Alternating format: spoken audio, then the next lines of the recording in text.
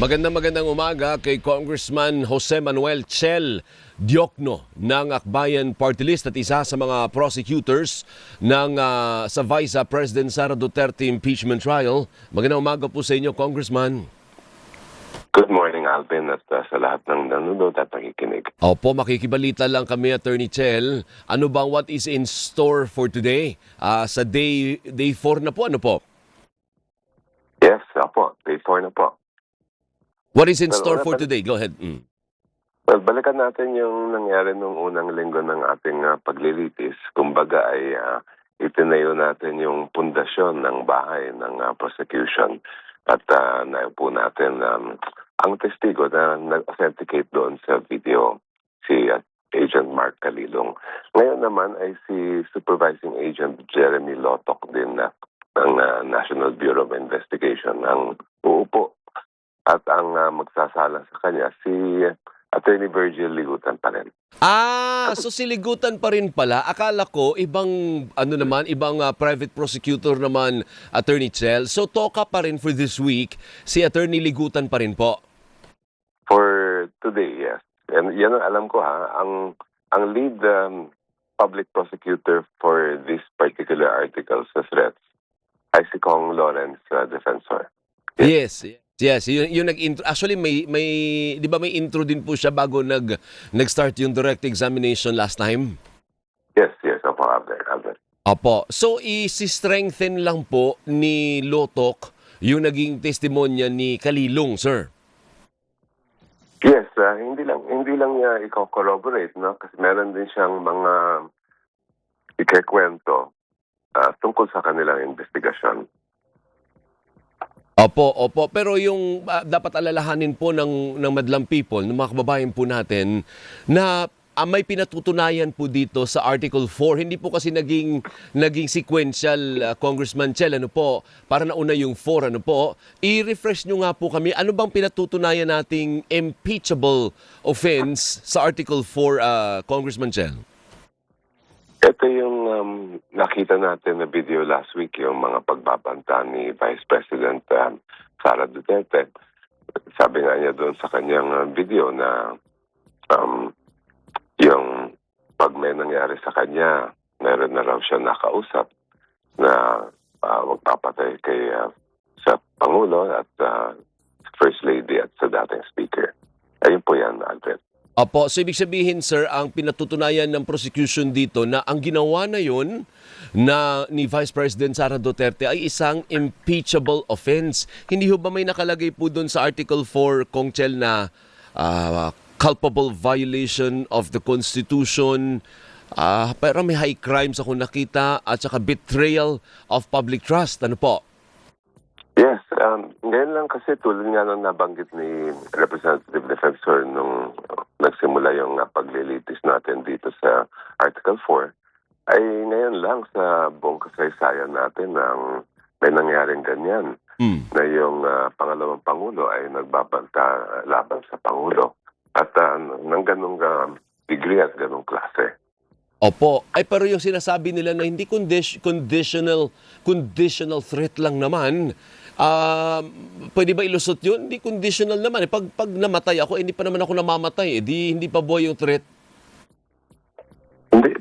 Tingnan natin yung mismong sinabi, ha? Kasi kahit conditional man yan o hindi, kung gagamitin natin, batayan yung ating batas at yung mga desisyon ng ating Korte Suprema, a threat is a threat. And of course, medyo I don't want to comment any deeper on this dahil ako ay prosecutor din at bawal kami magsalita sa merits. Pero kung titingnan natin yung mismong sinabi ni Vice President, meron na siyang kinuha. So, ang ibig sabihin nun ay walang kondisyon yon.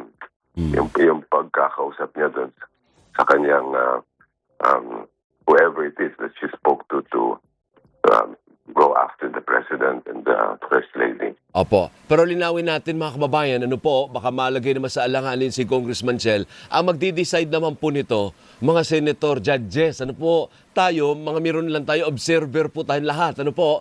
Pero at the end of the day, ang magdi-decide yung mahigit 20 senator judges, Congressman Chel. Well, hindi naman tayo meron lang dahil malaking bagay rin syempre yung ating huhusga dito sa mga nakikita natin. Kasi ultimo, ang mga senator judge ay umuupo bilang boses natin lahat. At yung mismong konstitusyon na nagsabi na nasa kanilang kamay ang magpag-determine kung ito ba ay impeachable offense o hindi. Opo. So yung nabanggit ko kanina, syempre, yan ang aming position as far as the prosecution is concerned. But of course, that's really up to the members of the court to decide. Tama. Ngayon, punta po tayo doon sa usad ng impeachment trial, Congressman Chel. I don't know kung may mga suggestion po kayo para mapabilis ng konti dahil kahit the presiding officer has already admitted na medyo mabagal nga, no? Dahil nga siguro parang naninibago pa yung prosecution at saka yung depensa, pati na rin yung mga huwes. Ano po? Paano ba natin mapapabilis? Ganun pa rin po ba yung usad nyo? 1 witness per day o kayang 2 witnesses per day ang prosecution? Magiging depende yan, Alvin, kung ano yung laman at yung kailangan makuha natin sa witness. That will really depend. So may mga testigo na mabilis lang ang pag-uupo nila. Meron din naman na medyo dahil maraming kailangan makuha ay maaaring maging several hours ang kanilang testimony. Pero aware din naman kami doon at mismo si presiding officer ay nabanggit din niya na ito ay simula pa lang. Siyempre, parang may proseso ito ng pakikipagparamdam pa. Pero as we continue with this process, sa nakikita ko ay lalo pang bibilis at bibilis ito. Opo, harinawa po kasi pag ganyan yung usad, Congressman Chel, ay naku, abutin po tayo ng baka abutin ng November o October-November bago matapos po lahat na ito. Well, aware din kami dyan, Alvin, at ayaw din namin naman na tumagal ng masyado mahaba itong proseso. Okay, so we're also doing everything we can to make sure that this will be finished as soon as we can finish it. Ayan, may kopya na po ako ng Article 4. Hindi, ako naman, gusto ko lang mapaalala sa mga babae natin palagi, bakit natin ginagawa ito, no po? Meron po kasing mga grounds. May grounds po yung impeachment. Babalik po tayo palagi doon. At ito pong dinidiscuss ngayon na Article 4. Ang sabi po dito, si Respondent Vice President Sara Duterte committed, ito po according sa prosecution, ano po?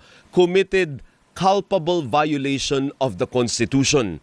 Ano ba ibig sabihin ng culpable violation of the Constitution, Attorney Chel? Yung ibig sabihin ng culpable violation ay yun talagang sinasadyang nailabag ang ating konstitusyon. Yung intentional o deliberate ang paglalabag. So yung mga violations that masasabi natin ay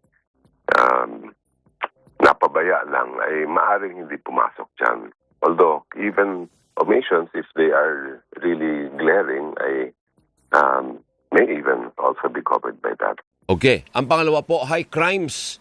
Ano bang high crimes? Yung mga pagpatay, mga high crimes ba 'yon? O yung grave threat ba, high crimes ba 'yon? Ano ibig sabihin ng high crimes, Congressman Chel?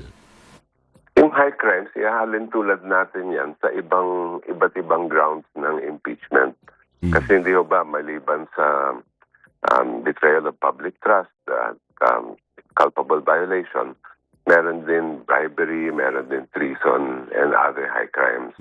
So yung ibig sabihin yan ay yung mga krimen na kasing as serious as the bribery and treason and the other grounds for impeachment. Okay. And the last one is the betrayal of, nabanggit na ni Congressman Chel, betrayal of public trust.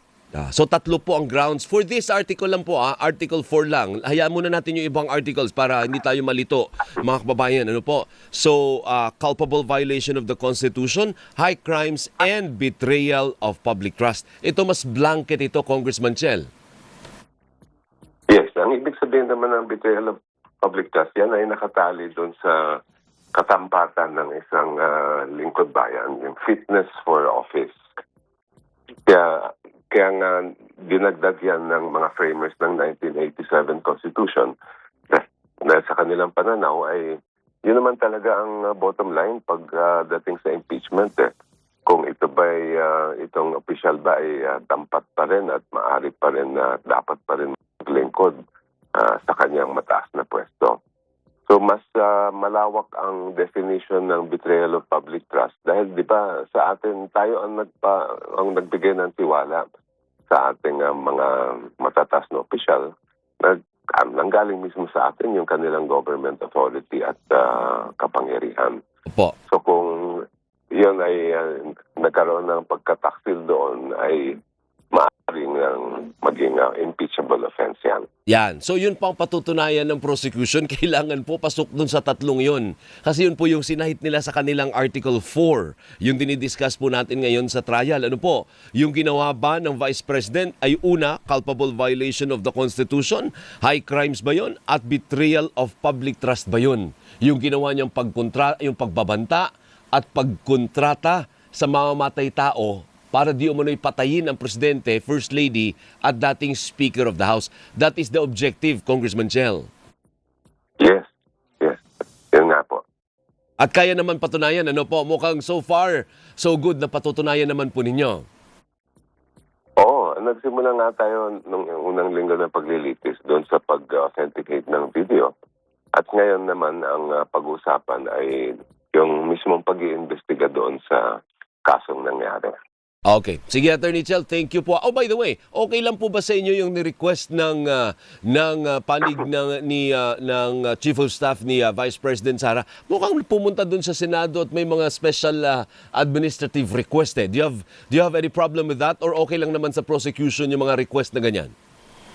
Well, yung mga request na yun ay naka-address sa Secretary ng Senate and ako mismo hindi ako aware maliban dun sa kuha ko sa balita kung ano nga ba yung nire-request niya.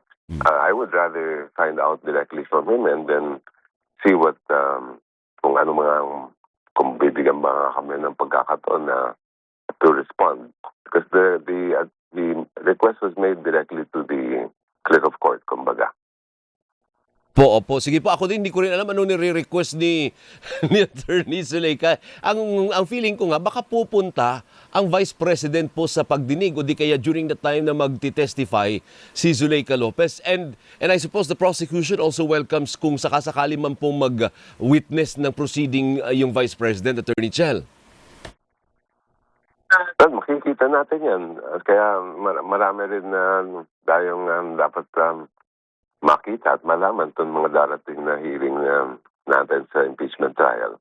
Actually, hindi lang naman itong linggong ito, but every week, syempre meron tayong mga ebidensya na kailangan ilatag sa publiko. Sige po. Maraming salamat, Attorney Chel. Mabuhay po kayo. And thank you din, Alvin. See you soon. Bye-bye. See you. Bye-bye. Si Congressman Jose Manuel Chel Diokno po ng Akbayan Party List at isa sa mga prosecutors ng Vice President Sara Duterte impeachment trial. Anong bang hinihingi, Eliza? Isa-isa mo nga dyan. Parang mga admin yun eh. Parang parang gusto magdala ng ref. Mga ganun ang gustong, mga administrative.